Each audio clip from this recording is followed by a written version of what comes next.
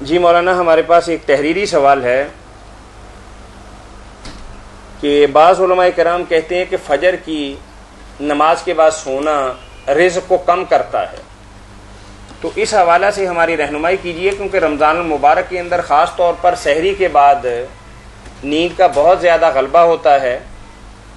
تو کیا یہ بات درست ہے کہ واقعی نماز فجر کے بعد سونا نہیں چاہیے؟ یہ بات جو مشہور ہے کہ نماز فجر کے بعد سونا جو ہے نا منع ہے، اس وقت رزق تقسیم ہوتا ہے، اس لیے بے برکتی ہوتی ہے اگر ایسا کیا جائے۔ یہ حدیث صحیح نہیں ہے، اللہ کے رسول علیہ السلام نے یہ بات نہیں فرمائی، اس لیے سونے میں کوئی حرج نہیں، کسی کو نیند آ رہی ہو تو سو لے، کوئی منع نہیں، بالکل جائز،